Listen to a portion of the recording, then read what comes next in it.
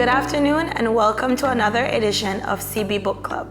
For those of you who don't know, CB Book Club is a short video series through which we showcase our talented local writers and their work with the hope of arousing interest and getting people to read books by local authors to fill their free time while under lockdown.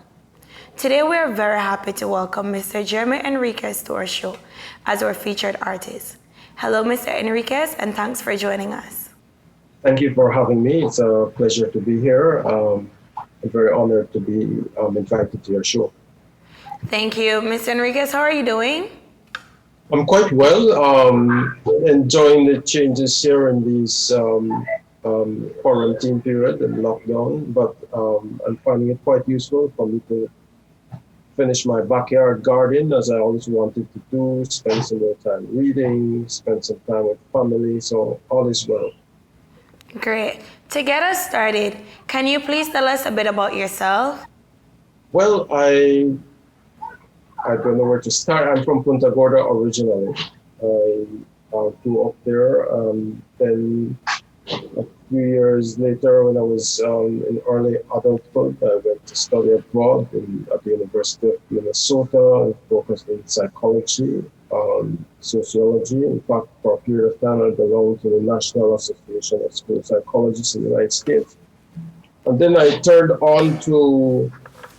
went to do graduate studies in economics, politics, interdisciplinary studies in development studies at the University of the West Indies. I have a family with 3 sons, all adult sons right now. Currently, I work as the Belize program manager for Ecology Project International. Beside that, I serve as a consultant for various organizations. And my other thing is promoting and advocating to promote mindfulness in schools in Belize. But periodically, I write in the Mandala articles of social interest and economic interest when the time permits. Otherwise, most of my writing has been recently professional work, writing proposals, project evaluation, that kind of thing. Great. You're very versed, Mr. Enriquez. Did you always have a love for writing, or it developed over time? Well, it must be that the writing is a part of my DNA. This book is actually formerly written by my grandmother. She wrote a journal of her experience when she lived with my grandfather, who was a head teacher, and they lived in various communities all over Belize, from Corozal district all the way to Toledo district. And so as she went along with him, she wrote her journal as well as he wrote. But this book, To Educate a Nation, is a result of her work and his work. They both wrote about their experiences as they moved to live all over Belize. My father also used to write or publish a newsletter in PG called The Voice of the South when he was there. So I always remember him typing late into the night to produce his newsletter. So I guess I came from a family who also was into writing. But growing up as a child, I used to write letters for the elders. They dictated and I wrote. So then that was kind of my chore. I had a blind grand uncle, and so by the time I was 12, he would dictate letters for me to write for him. And so I guess all of those formative experiences enabled me to do the writing that I'm doing today. And so, Mr. Enriquez, I think I heard you said that this book was written and you took it over and better it. What inspired you to do that? After my father passed away in 1986, an untimely death, I rummaged through his old stuff that he stored, and I found in there some old exercise books with journal writings, entries written by my grandfather and grandmother. And that was fascinating. These old crackling pages of book, which I still have, they're about over 70 to 80 years old exercise book. The cover of the book, in fact, says King George VI, who was the British king of the colony at the time. So I opened these books, and as I read through them, I just found fascinating stories of the experiences of my grandparents as they taught, as my grandfather served as head teacher in various communities all over Belize, and my grandmother accompanying him to teach in these areas.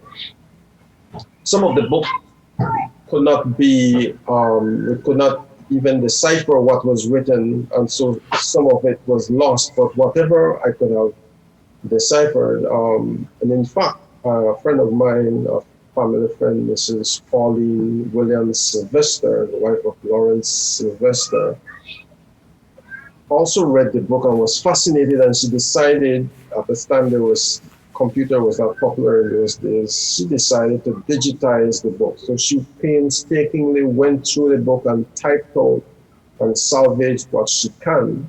And then that became the foundation for me to, and the encouragement for me to try to publish it. At first I thought nothing much of it. I saw it was just a family history.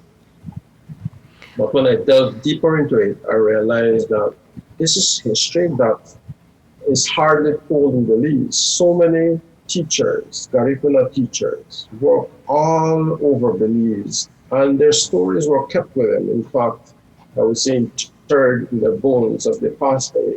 So this is a very unique book that exposes in a very personal way, not only what they personally went through, the sacrifices they went through as they walked through all the various remote stations in Belize when they pioneered the opening of schools or managed schools.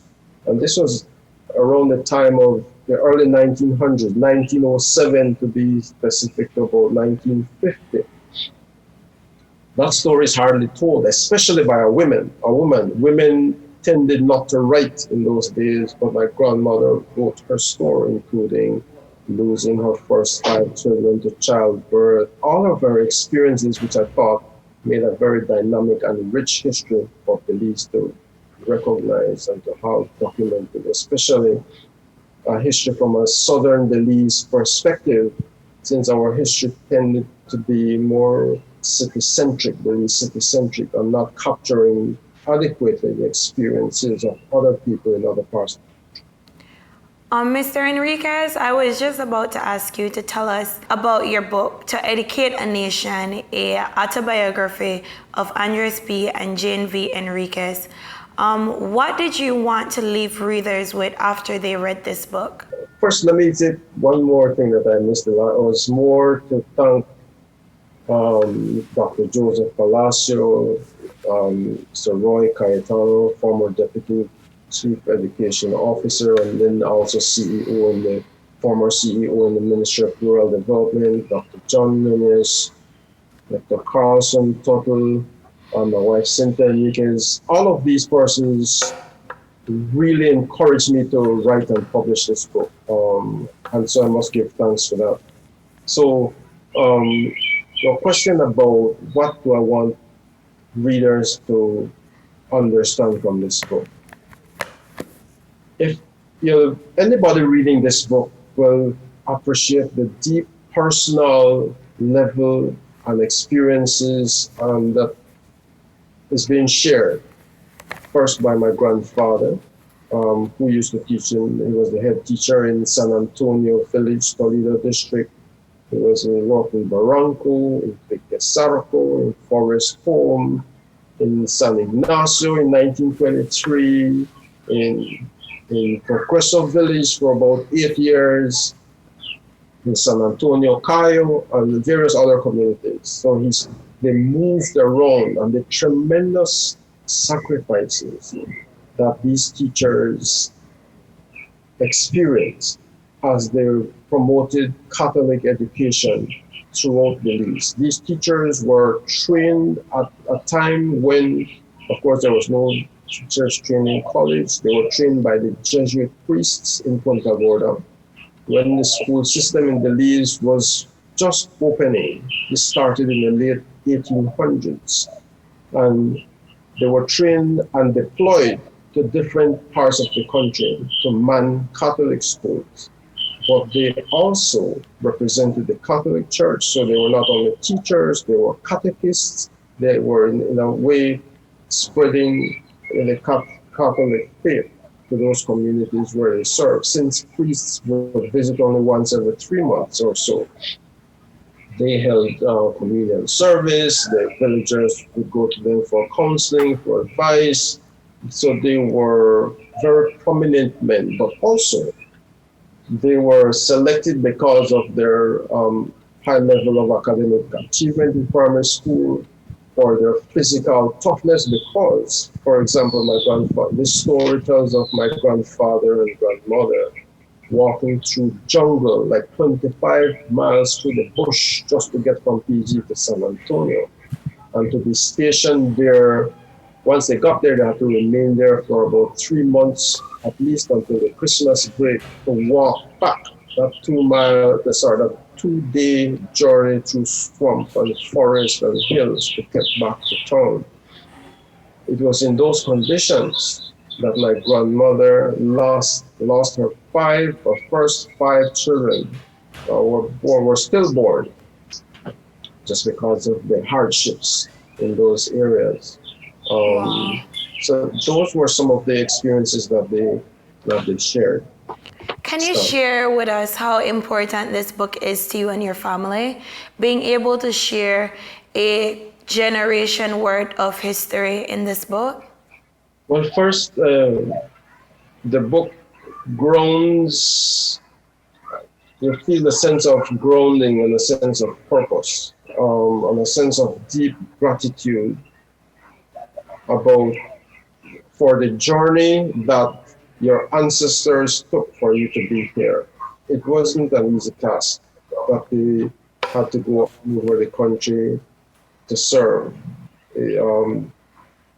I used to hear stories in my grandmother's kitchen, which I still think is the best food choices and kitchen I've ever had in my life, because my grandmother used to serve in various communities all over Belize, in various ethnicities. In her kitchen, as a child growing up, the food options were such a wide variety: tamales, escabeche, enchiladas, rice and beans, hotut, Maya food like caldo, corn tortilla, all sorts of food. So I benefited from those, but also I benefited from stories that she used to tell about her living in different communities all over Belize.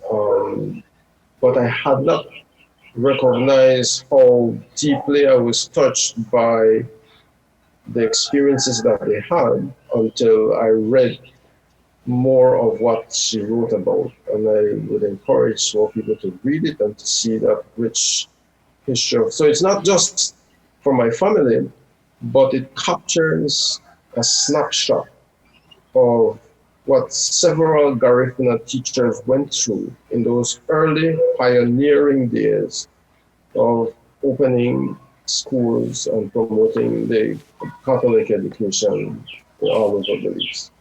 Okay, Mr. Enriquez, how can people purchase your book? Can they buy them on Amazon? Are the hard copies available in stores? Yes, these books could be ordered at Amazon, definitely, and several Belizeans in the diaspora keep buying the book and sending me congratulatory messages and their own feedback about the book. It could also be bought in various stores in Belize, Bodies on the Northern Highway, and Bodies also on Upper Street carries the book. Daker Stationery and Books in Damupan. There is Mr. Oscar Ramirez's store, Chatelier store in Danbriga. Flo Johnson Stationery and Books in Punta Gorda. Angelus Press also sells the book. Image Factory. So it's all over in several bookstores all over the country. Okay, thank you so much. And finally, Mr. Enriquez, as is our tradition over here, can you share with us a few must-reads Belizean books? Must-read Belizean books. Penguin is a recent favorite of mine. Although I haven't read the book that was also recently released by um, Sean Tigger. Yet to get a copy, but I want to get into that. The other books I've read, some also technical books like the one written by Nuri Mohammed on understanding the situation of crime and violence in Belize. I've read quite a range, Joseph Palacio. If you notice even my bookshelf in the back, that's just what, every room in the house has a lot of books, so that's a favorite pastime of mine. Thank you very much for your time, Mr. Enriquez. And we are inspired by your passion and contribution to cultural preservation through your writing. So thank you so much for being with us. Thank you very much for having me, and I encourage other Belizean youths, especially, to get a hold of Belizean books. There are such a wide variety, and to read. Too many Belizean youth are mesmerized and captivated, and in a way that could lose a lot of time just keeping their eyes on cell phones and on other gadgets that really produce no in-depth insights or thought or even understanding about Belize. So I encourage all Belizeans to get a Belizean book and read. And then if you want, also I encourage you strongly to read. It's a must-read also to educate a nation. Please keep reading and expanding your understanding of this beautiful jewel of ours. Thanks so much, Mr. Enriquez. Thank you. You're welcome. Thanks for having me. Viewers, thanks once again for tuning into CB Book Club. Remember, we have an open invitation for any Belizean author who wishes to join us. Just send us an email to info@colorblind.bz and someone will reach out to you. Until next time, stay inside, stay safe, keep reading. Bye-bye.